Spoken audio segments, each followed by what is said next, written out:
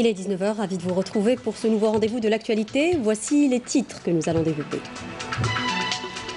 Réunion périodique du Conseil des ministres tenue sous la présidence du président de la République Abdelmadjid Tebboune. À l'ordre du jour, les exposés sur la relance et le développement des activités sectorielles qui s'inscrivent dans le cadre de la nouvelle approche socio-économique.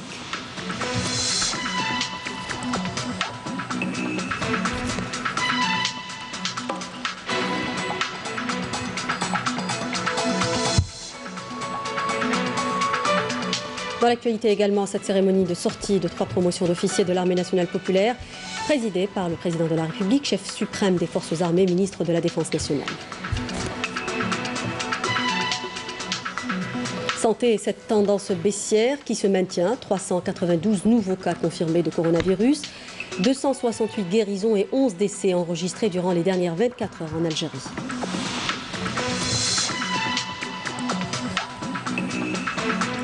Dans ce journal également, plusieurs projets de développement local dans les régions reculées dites des zones d'ombre. L'exemple à Timimoun et à Béchar, où des problèmes d'accès à l'eau potable et aux soins devraient être résolus.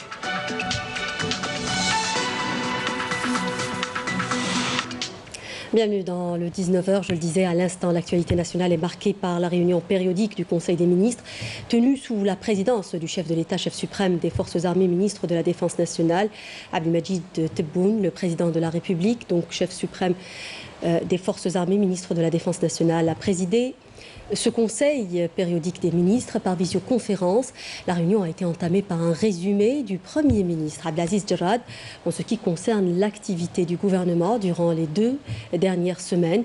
Suite à cette intervention, le président de la République a donné des orientations aux ministres concernés dans le secteur de la numérisation et des statistiques. Le chef de l'État a appelé à poursuivre les efforts de la numérisation à tous les niveaux, et ce pour permettre un transfert d'informations rapide, un moyen primordial pour atteindre les objectifs tracés dans la nouvelle politique économique du pays. La numérisation sera utilisée pour également, par exemple, dans le recensement des ressources de l'État, pour connaître ses capacités et ses besoins. Dans ce cadre, le chef de l'État a appelé à combattre la bureaucratie.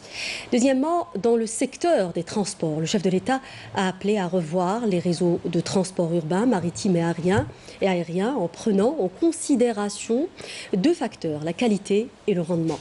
L'électrification des voies ferrées et l'utilisation du GPL.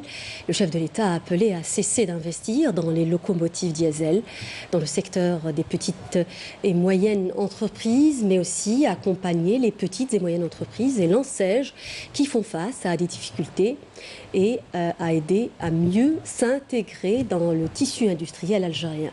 Il s'agit également de créer une véritable connexion entre les petites et moyennes entreprises afin de répondre aux besoins du marché algérien, une vision qui permet à l'État algérien de compter 1 million de petites entreprises d'ici 2024. Quatrièmement, dans le projet de la Grande Mosquée d'Alger, le président de la République, Abdelmadjid Tebboune, a chargé le ministre des Affaires religieuses et des Waqf et le ministre de l'Habitat et l'Urbanisme de la ville, sous la supervision du Premier ministre, de proposer une nouvelle vision pour créer 2 entités. La première sera chargée de gérer et d'entretenir la Grande Mosquée et la deuxième sera chargée de gérer le volet d'information et recherche scientifique. Enfin, le président de la République a indiqué la nécessité d'appliquer sur le terrain les décisions et recommandations de la conférence sur la relance économique et sociale qui s'est tenue les 16 et 17 août dernier. À ce propos, le président Tebboune a instruit le CNES de jouer le rôle d'intermédiaire entre le gouvernement et les partenaires économiques tout en veillant sur l'exécution de ces décisions. Le président de la République a également fixé un délai d'1 mois pour revoir l'état d'avancement par le Conseil de gouvernement de l'application de ces décisions. Le président de la République a enfin donné un délai d'1 semaine pour le ministre des Ressources en eau pour trouver une solution pour les fluctuations que connaît le réseau d'alimentation en eau potable. Je l'annonçais également en titre, cette cérémonie de sortie de 3 promotions d'officiers de l'armée nationale populaire, présidée par le président de la République, Abdelmajid Tebboune, chef suprême des forces armées, ministre de la Défense nationale, hier à l'Académie militaire de Cherchel, Houari Boumediene. Il s'agit de la 13e promotion de la formation militaire commune de base, la 51e promotion de formation fondamentale et la 4e promotion d'officiers du cycle master, dit Karim Maïfa dans ce compte rendu. 3 promotions d'officiers étaient à l'honneur. Il s'agit de la 13e promotion de formation militaire commune de base, la 51e promotion de formation fondamentale et la 4e promotion d'officiers du cycle master. À l'entrée de l'académie, le président Abdelmajid Tebboune a observé un moment de recueillement en hommage au défunt président Houari Boumediene, dont l'académie militaire de Cherchel porte le nom, pour déposer ensuite une gerbe de fleurs sur la stèle commémorative et réciter la Fatiha.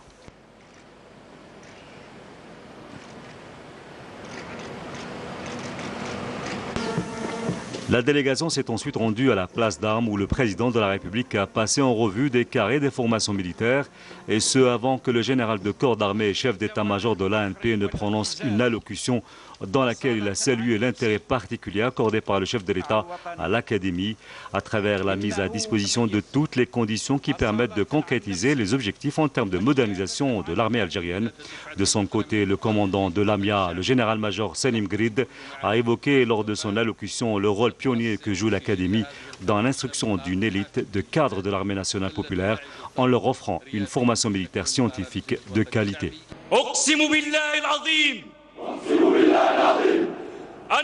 Après la prestation de serment par les promotions sortantes, le président de la République a procédé à la remise des grades et des diplômes aux majors de promotion. Les membres de la délégation accompagnant le chef de l'État ont ensuite remis les diplômes et les grades aux autres lauréats.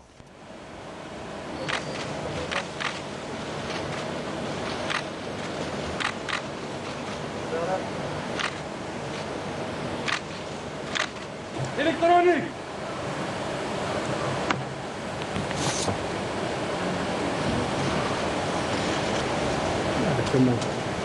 La cérémonie s'est poursuivie par la passation de l'étendard de l'Académie entre la promotion sortante et celle montante, avant que le major de la 51e promotion de la formation fondamentale ne soumette à l'approbation du président de la République la baptisation de la promotion au nom du défunt Moudjahed, le général-major Abdelmal Gnezia. Les carrés de formation ont ensuite quitté la place d'Armes, cédant place aux exhibitions sportives de combat avant de reconstituer un tableau représentant les couleurs nationales. La cérémonie a été clôturée par une parade sur des airs de musique militaire interprétés par une troupe de la garde républicaine.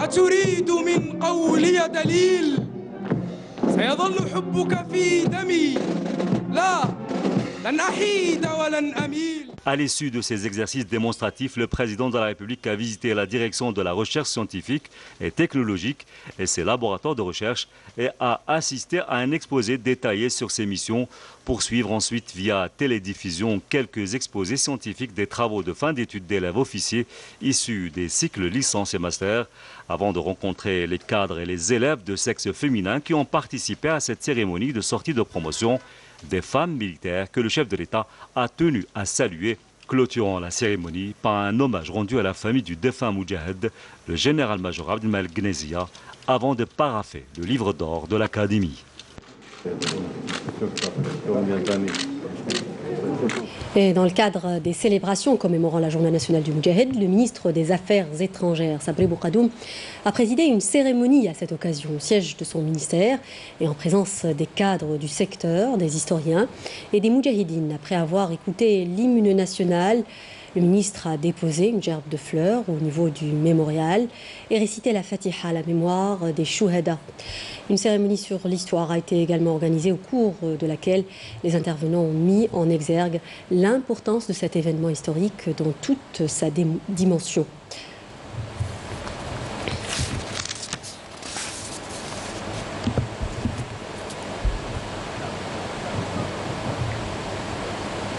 Le rôle des associations et de la société civile en général dans l'édification d'une nouvelle république au centre de la rencontre qu'a tenue Nazih Bermdan avec la société civile dans la wilaya de l'Arwat. Le conseiller auprès du président de la République chargé du mouvement associatif et de la communauté algérienne à l'étranger a insisté sur l'importance dans la nouvelle Algérie de créer des bases solides et pérennes entre les institutions de l'État et le mouvement associatif. L'implication de la société civile dans les affaires du pays est un sage et un gage de développement de ce dernier. Pour leur part, les représentants de la société civile ont soulevé à cette occasion bon nombre de points et fait des propositions, notamment sur l'importance d'aplanir les difficultés qui vont en travers des actions du mouvement associatif.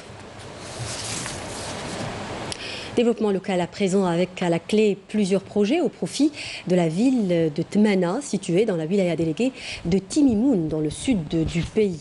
C'est une véritable aubaine pour les habitants de cette région enclavée qui vient de bénéficier de plusieurs nouvelles structures, notamment dans le domaine de la santé et des travaux publics. L'objectif étant d'améliorer les conditions de vie dans cette zone d'ombre et la sortir de son isolement, nous dit Sid Ahmed Bouraïb. Regardez. Tmana est une zone touristique qui se situe à une dizaine de kilomètres de la ville de Timimoun. Cette petite ville classée zone d'ombre a vu ces derniers temps plusieurs projets de développement fleurir un peu partout. Cette salle de soins nous a beaucoup facilité la tâche. Désormais, nous passons nos examens médicaux ici. Cette salle de soins a été inaugurée il y a environ une semaine. Les patients trouvaient beaucoup de difficultés à se déplacer au centre-ville pour se soigner. Désormais, c'est devenu chose aisée. Les habitants de Tmana espèrent que d'autres projets de développement local seront réalisés à l'avenir pour désenclaver leur région. Nous espérons la construction d'un château d'eau et la réhabilitation des voies d'assainissement. Nous avons bénéficié d'une nouvelle route de 4 km ainsi que d'une cantine scolaire qui offre jusqu'à 100 repas. Il y aura à l'avenir d'autres projets qui seront réalisés. Des projets de développement qui donnent espoir pour un nouveau départ. Et l'accès à l'eau potable est un autre problème auquel sont confrontées de nombreuses régions reculées, appelées aussi les zones d'ombre. Dans la wilaya déléguée de Bni Abbas, l'eau n'est disponible qu'un jour sur deux. Heureusement, un vaste programme visant la sécurisation des besoins en eau potable a été lancé. La région bénéficiera bientôt de forages localisés afin de répondre aux besoins des habitants en eau potable, mais aussi pour l'irrigation des terres agricoles, nous dit Raouf Hamouch. Regardez. Avec les fortes chaleurs enregistrées ces derniers jours dans la wilaya déléguée de Bni Abbas, la région semble connaître encore quelques entraves avant que l'eau ne coule en abondance dans les robinets des citoyens de la ville, et ce, en dépit des moyens matériels mis en place. Dans le quartier où nous vivons, Hamdi Ahmed, nous souffrons encore du manque d'eau. L'alimentation en eau potable est assurée un jour sur deux. Dans d'autres quartiers, l'eau potable est disponible 1 heure tous les 2 jours. Et face à ce manque flagrant en ressources hydriques de la région, les autorités locales ont mis tous les moyens matériels en vue de sécuriser l'alimentation de la population en eau potable en cette période estivale et crise sanitaire. Nous avons réalisé une station de pompage avec une capacité de 400 mètres cubes dans la zone agricole de Djbel Babahida. Ajoutez à cela une réserve de 500 mètres cubes qui sera délivrée prochainement afin de régler les faibles ressources en eau. La wilaya déléguée de Bni Abbas ambitionne d'accroître les capacités d'alimentation en eau afin d'assurer de répondre favorablement et sans délai à toutes les préoccupations des citoyens en matière de disponibilité en eau potable. Et direction l'est du pays, à présent à Sétif précisément, où un quota de 2466 logements, tous segments confondus, a été distribué à l'occasion de la célébration de la Journée nationale du Moudjahid, coïncidant avec le 20 août. La cérémonie de remise des clés de ces logements, réalisée conformément aux critères de la qualité, a été marquée par la joie des bénéficiaires, nous dit Mriem Damis dans ce papier. En application sur le terrain du plan d'action du secteur de l'habitat, un quota de 2466 logements, tout type confondu, vient d'être attribué à ses bénéficiaires dans la wilaya de Sétif.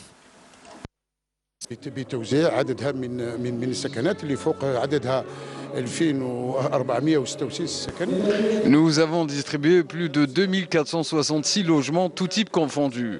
Une opération comme celle d'aujourd'hui est programmée pour le mois de novembre prochain. Il y aura une distribution de logements beaucoup plus importante.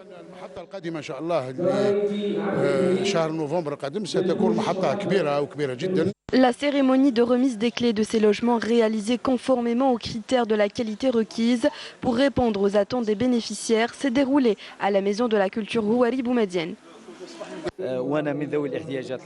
Je fais partie des personnes à mobilité réduite. Dieu merci, les autorités ont toujours fait en sorte que nous soyons prioritaires. Dieu merci, j'attendais ce logement depuis 8 longues années.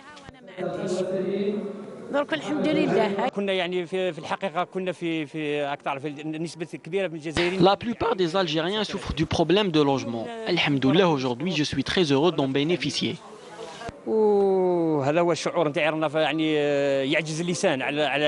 Il est notamment prévu dans cette wilaya la distribution de plus de 6000 unités de diverses formules au cours de cette année.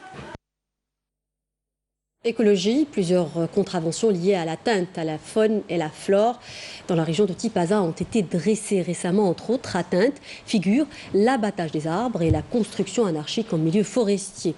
En tout, on recense 1000 infractions à travers le territoire national et ce durant les 6 derniers mois. Nassima Indoul.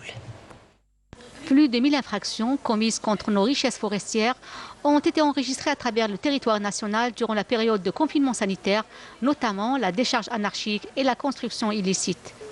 La wilaya de Tipaza compte parmi les innombrables régions touchées par ces transgressions. En un mois, regardez ce que l'homme a fait dans cette région durant le confinement sanitaire. Nous avons adressé une lettre d'information aux autorités concernées dans laquelle nous demandons une décision de démolition et sa mise en œuvre. Ça, c'est vraiment un petit échantillon. Si je vous emmène à Tatba, vous verrez des villages. C'est des villages. Ils viennent dans cet endroit à partir de 17h pour construire des habitations illicites. Nous avons alors dressé des embuscades qui ont donné de bons résultats.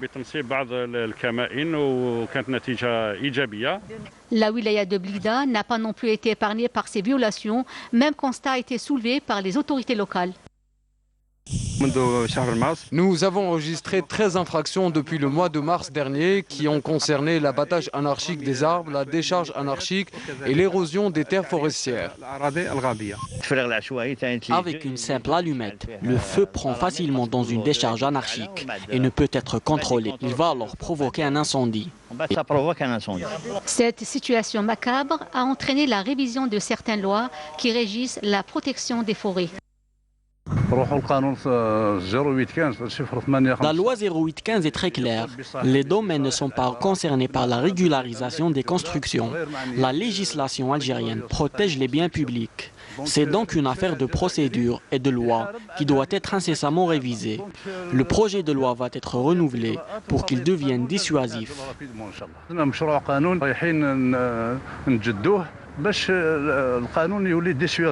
Les campagnes de sensibilisation et la prise de conscience du citoyen demeurent seul moyen de protection de cette richesse naturelle. La révision de la loi n'est autre qu'une réglementation régie par l'homme et à laquelle il doit se soumettre. Santé à présent et cette tendance baissière qui se maintient. 392 nouveaux cas confirmés de coronavirus, 268 guérisons et 11 décès ont été enregistrés durant les dernières 24 heures en Algérie.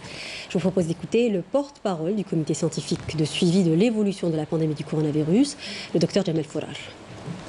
Aujourd'hui, le dimanche 23 août 2020, nous allons vous donner un point de situation complet de la situation épidémiologique de la Covid-19 en Algérie depuis le début de l'épidémie à ce jour. Pour ce qui est des principaux indicateurs enregistrés au cours des 24 dernières heures, nous avons 392 nouveaux cas, 296 nouvelles hospitalisations, 268 patients guéris, 41 patients en soins intensifs et 11 décès. Avec la notification de 392 nouveaux cas, l'incidence au cours des 24 dernières heures est de moins d'1 cas pour 100 000 habitants, sachant que 17 wilayas n'ont pas enregistré de cas au cours des 24 dernières heures, 18 wilayas ont enregistré entre 1 et 9 cas et 13 wilayas ont enregistré 10 cas et plus. Pour ce qui est des patients décédés, nous avons enregistré 11 nouveaux patients décédés au cours des 24 dernières heures, rahimahumullah. Pour ce qui est des patients qui ont été hospitalisés durant les 24 dernières heures, leur nombre est de 296 patients. Pour ce qui est des patients guéris qui ont été traités selon le protocole thérapeutique, finissant à ce jour de 29 142 patients, dont 268 sont guéris au cours des 24 dernières heures. Pour ce qui est des soins intensifs, nous avons actuellement 41 patients en soins intensifs au niveau des différents hôpitaux au niveau national. Nous exhortons toujours notre population de rester vigilante, de respecter de manière stricte les règles de prévention, essentiellement la distanciation sociale et le port de masque obligatoire. Le ministère de la Santé, de la Population et de la Réforme hospitalière invite dans un communiqué l'ensemble des opérateurs pharmaceutiques ayant obtenu des autorisations provisoires pour la réalisation de leur programme d'importation et d'exploitation d'établissements à se présenter au siège du ministère Al-Medania à Alger à l'effet de leur notifier la régularisation de leur dossier. Dans l'actualité toujours, le ministère des Affaires religieuses et des Waqf a annoncé que le nisab de la zakat de l'argent et des offres commerciales pour l'an 1442 de l'Hégire a été fixé à 705 100 dinars algériens. La zakat correspond au quart du dixième, soit 2,5% de toute valeur ayant atteint le nisab au terme d'une année, à savoir l'argent des offres commerciales et les marchandises évaluées au prix de vente actuel le jour de la zakat. Le ministère des Affaires religieuses a mis à la disposition des personnes devant s'en acquitter le fonds de la zakat sous les comptes CCP répartis à travers les wilayas en les appelant à verser la zakat dans les comptes CCP afin d'aider les nécessiteux, notamment ceux touchés par la pandémie du Covid-19. On termine ce journal avec une escapade à Béjaïa pour découvrir le Cap Carbon, perché à 220 mètres au-dessus du niveau de la mer. Il s'agit d'une proéminence de la montagne Imaguraya, s'élançant dans la mer et offrant simplement une vue imprenable sur la Grande Bleue. Le phare Carbon est à la fois un des plus hauts phares de la Méditerranée et un des plus hauts phares naturels au monde, nous dit Nessim Aïmloul dans ce sujet. Regardez.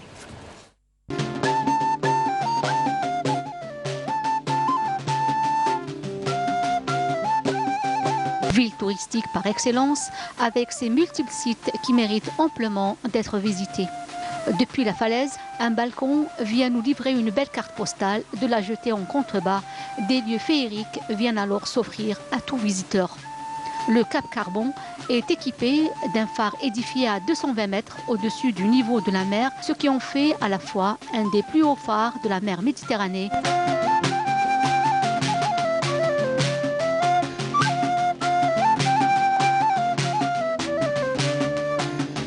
On a choisi la région هذه على جال le paysage كما راكم تشوفوا. Nous avons choisi cette région par rapport au paysage que vous voyez. Cette plage ne peut être accessible qu'en bateau. كي تشوفي la nature هنا. Béjaïa n'a pas fini de nous faire rêver. Cette ville millénaire regorge des lieux plus splendides les uns que les autres. Le golfe des Iguades est une suite auguste des criques, annonce une harmonie parfaite entre une eau pure et savoureuse, puisée des entrailles des sbadjbilet et une flore abondante et variée.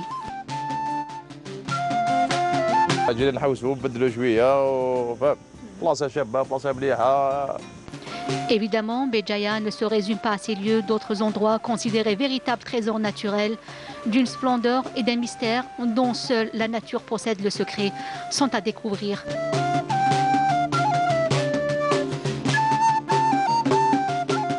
Avec le Cap Carbon et les vues imprenables que nous offre la ville de Béjaïa, nous arrivons à la fin de ce journal. Mais avant de se quitter, un rappel des titres. Réunion périodique du Conseil des ministres tenue sous la présidence du président de la République Abdelmadjid Tebboune. À l'ordre du jour, les exposés sur la relance et le développement des activités sectorielles qui s'inscrivent dans le cadre de la nouvelle approche socio-économique.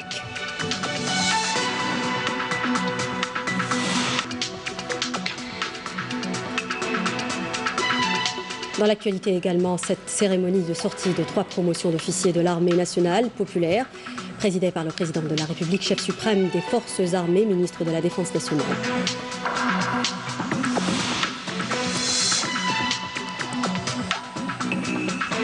Santé, cette tendance baissière qui se maintient, 392 nouveaux cas confirmés de coronavirus, 268 guérisons et 11 décès enregistrés durant les dernières 24 heures.